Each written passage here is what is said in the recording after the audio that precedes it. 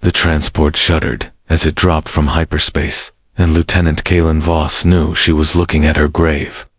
Through the viewport, the mining station Zarian 7 hung like a broken crown against the void, its outer rings dark and twisted, from whatever had torn through the facility 3 weeks ago. The official briefing had been sparse. 43 colonists gone silent. Automated distress beacon, still pinging, cause unknown. What they hadn't said, but what Kalen understood, with crystal clarity, was that she was expendable. Beautiful sight, isn't it? Captain Jorik muttered from the pilot's seat, his scaled Vorthok hide rippling with nervous patterns. The reptilian officer had volunteered for this mission, but Kalen suspected his motivations were as murky as her own assignment. Command really thinks one human can succeed where a full investigation team would fail. Kalen checked her sidearm for the 3rd time, knowing it was more habit than hope. They think one human is all they can afford to lose. The truth burned in her chest like acid. 6 months ago, she'd been the pride of the Terran Defense Corps, the youngest officer ever to lead a successful boarding action against hegemony raiders. Then came the incident on Cygnus Desana, split-second decision that saved 200 civilians, but cost the Alliance a strategic foothold. The inquiry had been swift and brutal. Her demotion from commander to lieutenant was just the beginning. This mission was her punishment, disguised as opportunity. Zarian 7 Station, this is Transport Echo 9, requesting docking clearance. Jorik transmitted. Static answered him, broken only by the rhythmic pulse of the emergency beacon. The mining station's automated systems guided them into a docking bay that should have been bustling with workers and cargo haulers. Instead, empty berths yawned like hungry mouths as the transport settled into its cradle. Kalen caught sight of movement through the bay's observation windows. Shapes that might have been human, but wrong somehow, too tall, too angular, moving with a predatory grace that made her skin crawl. I'm reading life signs, Jorik reported, studying his scanner. Dozens of them, all human biosignatures. But, he paused, mandibles clicking nervously. The readings are strange. Elevated temperature, unusual brain activity patterns. Kalen shouldered her equipment pack, feeling the weight of the emergency beacon she'd been ordered to activate, if when she failed. Her mission parameters were simple. Investigate the station, determine the fate of the colonists, and report back. What command hadn't said was that they expected her report to come posthumously, transmitted by automated systems after her death. Whatever's in there, she told Jorik, as the airlock cycled open, give me 12 hours. If you don't hear from me by then, burn hard for the jump point and tell command that Zarian 7 is a total loss. Understood, Lieutenant. Jorik's voice carried genuine regret. For what it's worth, I think they're making a mistake sending you in alone. Kalen stepped into the station's umbilical, her boots echoing in the empty corridor. Emergency lighting cast sickly red shadows on the walls, and somewhere in the distance, she could hear a sound that might have been singing if songs could carry such alien hunger. They usually do, she whispered to herself, advancing into the darkness that would either kill her or forge her into something the galaxy had never seen before. The first scream echoed through the station as the airlock sealed behind her. Part 2. The hunt begins. The mining station's corridors stretched before Kalen like arteries in a dying organism. Emergency lighting flickered sporadically, creating a strobe effect that turned shadows into living things. She moved with practiced silence, her scanner painting a three-dimensional map of the facility as she progressed. Deeper into its heart, the first body she found had been human once. Now it lay twisted in an alcove, limbs bent at impossible angles, its face frozen in an expression of rapturous terror. No wounds, no obvious cause of death, just a corpse that looked like it had tried to tear itself apart from the inside. Day 1, hour 2, she whispered into her recorder. First casualty located. No signs of external trauma. Victim appears to have died from internal hemorrhaging, cause unknown. She knelt beside the body, fighting nausea as she collected tissue samples. Whatever had killed this person, it had been thorough. The singing grew louder as she moved through the residential sections. It wasn't quite human to many harmonics, too much resonance, but it carried melodies that made her think of home. Earth songs twisted into something that bypassed rational thought and spoke directly to the limbic system. She found them in the central hub, and her blood turned to ice. 42 colonists stood in perfect concentric circles around a pillar of living crystal that had erupted through the station's deck plating. Their eyes were closed, their mouths open, and from their throats came that impossible harmony.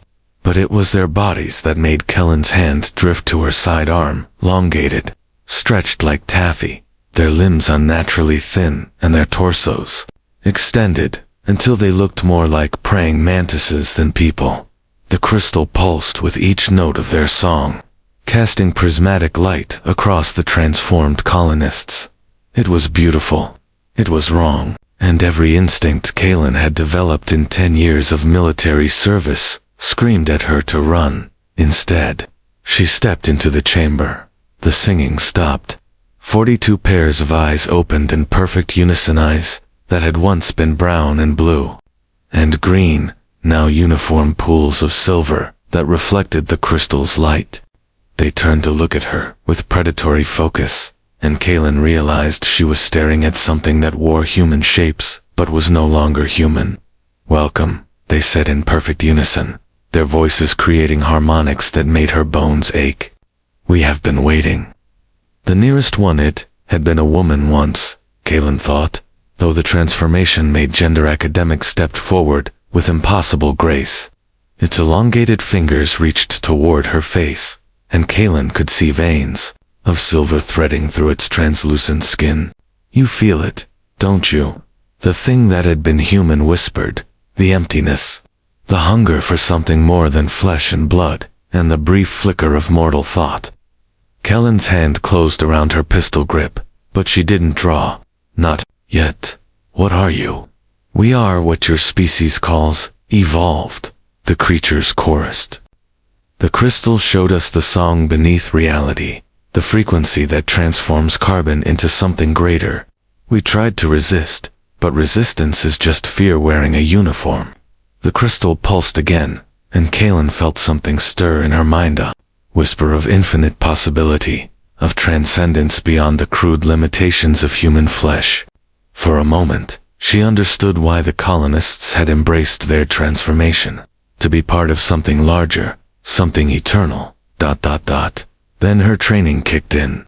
Pain was an anchor to humanity, and she bit down hard on her tongue until the taste of blood drove away the crystal's seductive whisper. "The others," she managed. "The investigation teams. They'll come looking." The creatures smiled in unison, their silver eyes reflecting terrible knowledge. "Let them come. We need more voices for the choir." Kellen drew her weapon and fired. The energy blast took the nearest creature center mass, and it collapsed with a sound like breaking glass. The others didn't even flinch. Such violence, they sighed collectively. Such beautiful, useless violence. But we understand you must learn, as we learned. They began to move, flowing around her like a tide of transformed flesh, their song rising once again. This time it sounded like her mother's lullabies. Kellen's blast had dropped one of the creatures, but the remaining 41 moved with liquid precision, flowing around her like dancers in some cosmic ballet. Her military training screamed at her to find cover, establish fields of fire, control the engagement, but the station's central hub offered nowhere to run. She was surrounded by beings that had once been human and now sang with voices that bypassed rational thought. "You cannot fight evolution," they harmonized, their elongated forms swaying with hypnotic rhythm. "We felt your anger, your pain, when the weapon fired. Such beautiful emotions, they will make your song so much richer." The crystal pulsed brighter, and Kellen felt her thoughts beginning to scatter like leaves in a hurricane. The melody wrapped around her consciousness, promising an end to loneliness, to doubt, to the crushing weight of individual existence. She understood now why the colonists hadn't fought. Who would resist paradise? But paradise built on stolen humanity was just another kind of hell. Kaylin activated every stimulant in her combat suit, flooding her system with adrenaline and neural enhancers. The chemical cocktail was dangerous. It could stop her heart or fry her nervous system, but it cleared her head like a slap of Arctic wind. The creature's song became just sound again, alien and threatening instead of seductive. Day 1, Hour 4, she snarled into her recorder, backing toward the hubs. Only exit. Hostile contact confirmed. 43 colonists affected by a known crystalline entity, displaying coordinated behavior and apparent telepathic link. Immediate evacuation of system recommended. The transformed colonists tilted their heads in unison, silver eyes reflecting puzzlement. You resist the gift. Why do you cling to isolation when unity awaits? Because isolation is what makes us human, Kaylin replied, and triggered the emergency bulkhead seal. The heavy door slammed shut just as the creatures reached for her, their elongated fingers scraping against the reinforced metal. She had maybe minutes before they found another route. The station's maintenance shafts were extensive, and she doubted the transformations had made them less intelligent. She ran through darkened corridors, her scanner painting threat assessments in the corner of her vision. The entire station was compromised, not just the colonists, but the structure itself. Crystalline growths erupted from walls and floors, pulsing with the same rhythm as the central pillar. Whatever had taken root here was spreading, turning Zarian 7 into something that was part mining station, part organic hive. The maintenance sector offered temporary sanctuary. Heavy machinery and radiation shielding would mask her heat signature, buying precious time to think. As she caught her breath behind a massive ore processor, Kellen's military training finally kicked into gear. She wasn't just one human against impossible odds. She was a Terran Defense Corps officer, trained to adapt, survive, and complete the mission even when the mission parameters went to hell. The station's computer core was 3 levels down. If she could access it, she might learn what had really happened here and maybe find a way to fight back. The colonists had been transformed over weeks, their humanity slowly eroded by whatever frequency the crystal broadcast. But transformation took time, and time meant vulnerability. She keyed her COM unit, knowing the signal would give away her position, but needing to make the attempt. Transport Echo 9, this is Lieutenant Voss. Sitrep update. Station is compromised by hostile entity of unknown origin. Recommend immediate withdrawal and quarantine of system. Static answered her. Either Jorik had already fled, or something was jamming communications. Either way, she was alone with 41 creatures that had once been human and a crystal that sang reality into new shapes. The ventilation system carried their voices to hers, still harmonizing, still beautiful, still wrong, but now she could hear something else in their song. Frustration. They wanted her to join them, needed her voice to complete whatever they were building. That need was weakness, and weakness could be exploited. Kaylin checked her weapons, her equipment, her remaining stimulants. Standard military doctrine said she should find a defensible position and wait for extraction. But extraction wasn't coming, and these creatures were patient in ways that human minds couldn't comprehend. No. If she was going to die on this station, she'd die fighting. And if she was very lucky, or very unlucky, she might just find a way to take the crystal and its choir with her. The song grew louder. They'd found her trail. Time to show them what one stubborn human could do when paradise wasn't on the negotiating table. Part 4. The heart of discord. The station's computer core lay buried in the deepest level of Zarian 7. Surrounded by the massive fusion reactors that had once powered the mining operation. Now those same reactors fed power to something else, crystalline growths that pulsed with alien purpose, converting the station's infrastructure into something that defied human understanding. Kaplan descended through maintenance shafts and service corridors, her scanner tracking the transformed colonists as they moved through the station above her. They hunted with perfect coordination, their movements orchestrated by whatever intelligence controlled the crystal, but coordination could be disrupted, and Kalen had spent years learning how to be unpredictable. The access tunnel to the computer core was a nightmare of organic growth. Crystal formations had erupted through the deck plating, their surfaces alive with flowing patterns that hurt to look at directly. The air itself hummed with harmonic frequencies that made her teeth ache, even through the stimulants flooding her system. She found the 43rd colonist in the core chamber. Dr. Naya Vex had been the station's chief xenogeologist, according to the records. Now she stood before the central processing unit, her body more drastically transformed than the others.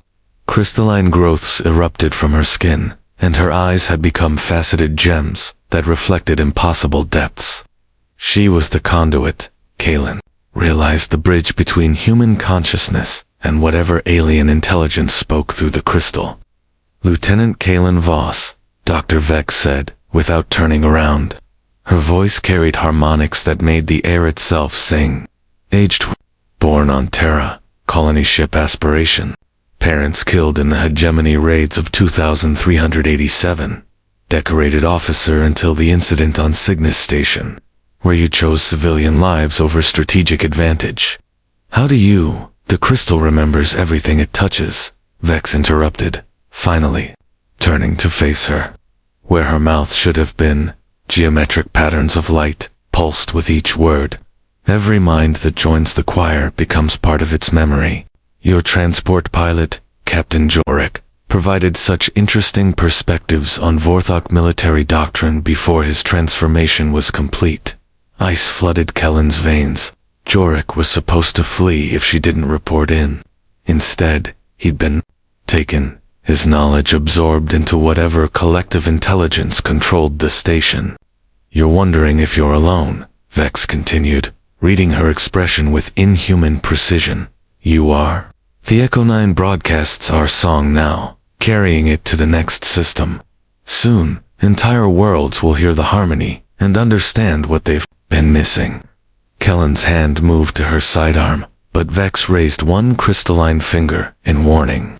Violence won't help you here, Lieutenant. This chamber is the heart of our transformation. Shoot me, and the feedback will turn your neural pathways to glass. Then what do you want? To understand why you resist. Vex stepped closer, her faceted eyes reflecting Kellen's image in infinite fragments. We offer transcendence beyond the crude limitations of flesh. No more loneliness, no more doubt, no more crushing weight of individual mortality. Yet you cling to humanity as if isolation were a virtue. Kalen backed toward the computer core, her mind racing. The station's records, the mining survey data, the geological reports, everything would be stored here. If she could access the system, because isolation is what makes us individuals, she said, playing for time, as her fingers found the access panel. Your collective is just another kind of prison, prettier than most, but still a cage. Individual consciousness is an evolutionary dead end, Vex replied. We have moved beyond such limitations. Through unity, we have achieved the computer. Core came online with a hum of awakening processors, and Kellen's interface implant connected directly to the station's memory banks. Information flooded her consciousness, weeks of surveys, geological reports. The moment when Dr. Vex's team had broken through to the chamber that held the crystal. It wasn't native to this system. The crystal was old, older than human civilization, older than the species that had first heard its song. It was a seed, one of countless thousands, scattered across the galaxy by something that had transcended physical existence eons ago. Each seed waited patiently for spacefaring species to find it, to be transformed by its harmony, to become part of something larger. But the records showed something else, something that made Kalen smile, despite the terror clawing at her throat. You're dying, she said. Vex's crystalline features flickered with what might have been confusion. Impossible. We are eternal. The harmonic frequency that transforms organic matter also destabilizes it, Kaylin continued, her interface pulling data from the geological sensors. Every transformation shortens the overall lifespan of the collective. You're not evolving, you're burning out, using up your converts faster than you can make them. Lies, Vex snarled, but her voice carried new harmonic sphere, doubt, very human emotions bleeding through the alien chorus. Kellen's smile widened. That's why you need me. Not for my voice, but for my knowledge. You need a military strategist to help you spread more efficiently, to overcome the resistance you'll face when other species realize what you really are. The truth hung between them like a blade. The crystal offered transcendence, but it was transcendence with an expiration date. Every paradise had its price, and this one was paid in the slow dissolution of everything that made life worth living. Choose carefully, Dr. Vex, Kaylin said, because I've got a better offer. The computer core's holographic displays painted the chamber in shifting patterns of data and light. Through her neural interface, Kaylin could feel the station's systems, responding to her commands: life support, power distribution, even the mining lasers that had carved ore from asteroids. All of it was still functional beneath the crystalline growths, waiting for someone who understood how to make technology serve human will. Dr. Vex's transformed features twisted with something that might have been rage. You cannot threaten us with crude machinery. We have transcended such limitations. Have you? Kaylin asked, her fingers dancing across the interface. Because according to these geological surveys, your crystal is remarkably sensitive to specific harmonic frequencies. In fact, it seems like the wrong kind of resonance could shatter it like a wine glass. The data flowing through her implant told a story the crystal's choir didn't want to acknowledge. The entity was ancient beyond human comprehension, but age came with vulnerabilities. It had spread across the galaxy by finding species at just the right technological level, advanced enough to discover it, primitive enough to be easily converted. But it had limitations, and those limitations could be exploited. The mining operation used focused sonic bursts to fracture asteroid cores, Kaylin continued, watching Vex's crystalline eyes flicker with what looked like fear.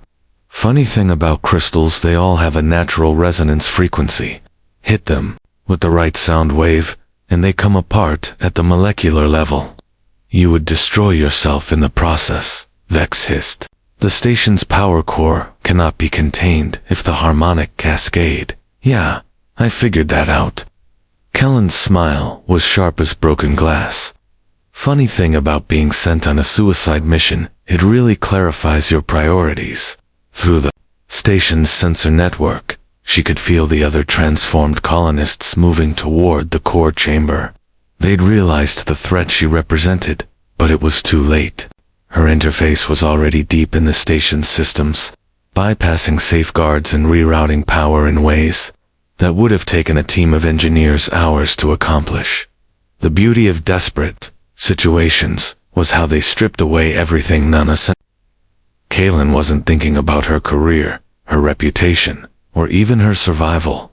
She was thinking about the transport Echo 9 carrying its cargo of transformed voices to the next system, about colonies that would hear the crystal's song and think, it was beautiful until it was too late. Last chance, Dr. Vex, she said as the mining lasers came online. Their targeting systems locked onto the crystal formations throughout the station. Tell me how to reverse the transformation, and maybe we can find a solution that doesn't involve turning this place into a supernova. Vex's laugh was like breaking wind chimes. There is no reversal. We are no longer what we were. We are dead, Kaylin interrupted. You're all dead, and you're too scared to admit it. The truth of it hit the chamber like a physical blow. Through her interface, Kaylin could feel the collective consciousness recoil from the words. They had embraced transcendence to escape mortality. But transcendence was just another word for dying in installments. The 41 other colonists reached the core chamber just as Kaylin initiated the harmonic cascade. Their voices rose in perfect unison, not the seductive song of transformation, but a wail of pure terror as they realized what was happening. "You don't understand," Vex screamed, her crystalline features beginning to crack as destructive resonance built throughout the station. "We could have been gods. We could have been human," Kalen replied, and triggered the final sequence. The mining lasers fired in perfect synchronization, their focused beams striking crystal formations throughout Zarian 7, each impact created a harmonic pulse that resonated through the alien structure, and the resonance built on itself, climbing toward frequencies that matter itself couldn't tolerate. The crystal's song became a shriek, then a roar, then something beyond, sound that Kalen felt in her bones. The transformed colonists collapsed as their connection to the collective severed, their elongated bodies convulsing as alien harmonics tore through their nervous systems. Dr. Vex made one last desperate lunge toward the interface controls, but her crystalline form was already coming apart. "You've doomed us all," she gasped as her voice dissolved into static. "The other seeds, they'll learn from this. They'll adapt, ... "Let them," Kalen snarled, her hands steady on the controls even as the station shook itself apart around her. "Humans are good at adapting too." The harmonic cascade reached critical resonance, and the crystal at the station's heart exploded. In a bloom of impossible light, the blast wave tore through Zarian 7's superstructure, but Kalen was already running, her interface guiding her through corridors that were collapsing into geometric patterns of shattered space-time. She had maybe 30 seconds before the station's fusion core lost containment. 30 seconds to reach the emergency pods, to get far enough away to survive the explosion that would announce to the galaxy that humanity knew how to fight back against transcendence. Behind her, the alien song finally fell silent. The escape pod's emergency beacon painted the void with desperate light as Zarian 7 died behind. Lieutenant Kalen Voss.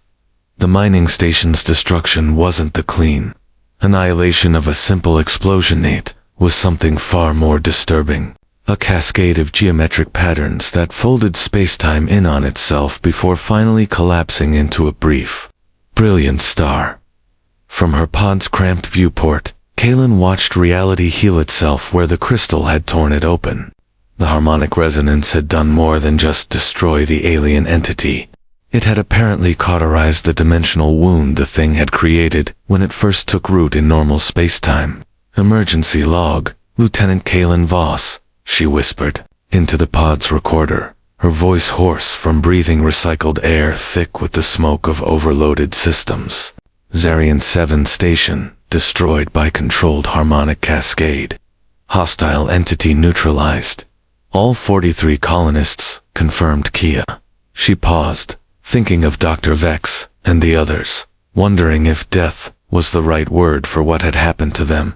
"Recommend immediate quarantine protocols for any similar crystalline structures encountered in future surveys." The pod's communication system crackled to life, and Captain Jorek's voice filled the cramped space. "Lieutenant Voss, this is Transport Econine. We have you on sensors. Stand by for recovery." Relief flooded through her, followed immediately by suspicion. According to Vex, Jorek had been transformed. His ship turned into a carrier for the crystal's song. But the voice sounded normal, no alien harmonics, no collective consciousness bleeding through the words. "Jorek, confirm your status," she said carefully. "What's your current heading?" "Away from that nightmare as fast as our engines can manage," the Vorthok pilot replied, and this time she could hear the strain in his voice. "Whatever you did in there, it felt like the universe screamed." "My hull sensors are still recalibrating." As the transport's recovery bay opened to accept her pod, Kalen saw Jorek through the viewport, definitely himself. His scaled hide showing the stress patterns that meant he was either terrified or lying, given what they'd both just witnessed. Terror seemed more likely. "How did you escape?" she asked as the pod's airlock cycled. "Vex said you'd been transformed." Jorek's mandibles clicked in what she'd learned was embarrassment. "I may have. enhanced my sensor readings when reporting your situation to command, made it sound like the station was already lost, bought us both some time. His hide rippled with darker patterns. When that crystal started singing, something in my brain wanted to listen, wanted to go to it. But Vorthok military conditioning includes resistance to sonic weapons saved my scales. Literally. The implications hit her like a physical blow. Command thinks the station was already destroyed when I went in, correct? As far as they know, you died heroically investigating a mining accident. Your sacrifice will be noted in your service record. Jorik's expression was unreadable, but his voice carried something that might have been respect. Of course, if you were to suddenly reappear with intelligence about a new alien threat, Kaelin understood. Officially, she was already dead. Her mission, a failure that had cost the Alliance a mining station and 43 lives.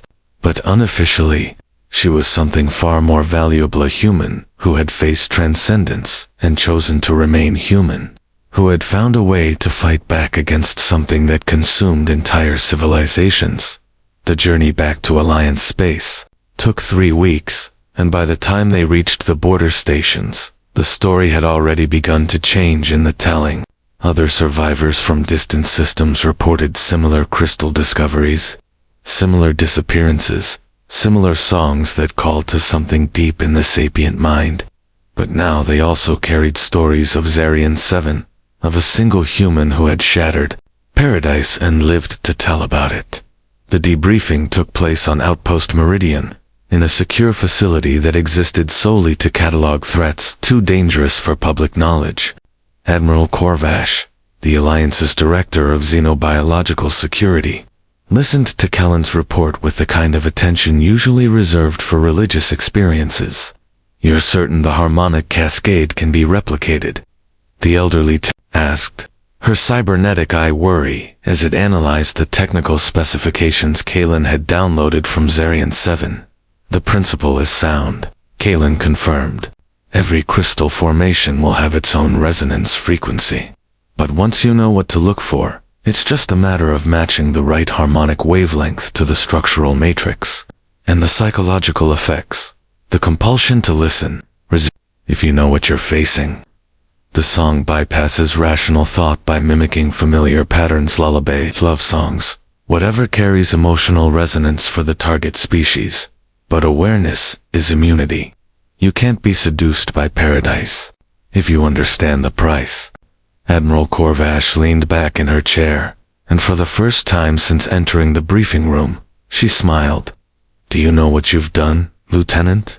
You've given us the galaxy's first defense against a threat that could have consumed every thinking species in known space. That crystal entity was patient, strategic, and apparently unkillable till you proved it wasn't." "I just did my job, Admiral." "No," Korvash said firmly. "You did something far more important. You showed that humans can face the incomprehensible and find a way to fight back. That's going to matter in the years to come. Within 6 months, the Zarian Protocol was standard Alliance doctrine. Harmonic analysis equipment became mandatory on all deep space vessels, and first contact procedures included specific warnings about seductive alien songs. The crystal entities, now officially designated Harmony parasites, were encountered 17 more times. But never again did they successfully convert an entire colony. Lieutenant Kaelin Voss was officially listed as killed in action on Zarian, but Lieutenant Commander Kaelin Voss began appearing in the most dangerous first contact situations the Alliance faced. She became the officer they sent when something couldn't be reasoned with, negotiated with, or, understood, only fought. Years later, when the Hegemony War reached its bloody climax, and alien species across the galaxy had to choose sides, they remembered the story of Zarian 7. They remembered that humans could be offered transcendence itself, and still choose to remain stubbornly, individually, magnificently human. That, more than any weapon or strategy, was what won the war. The legend they built around her was simple. She was sent to die, but became something far more dangerous: hope.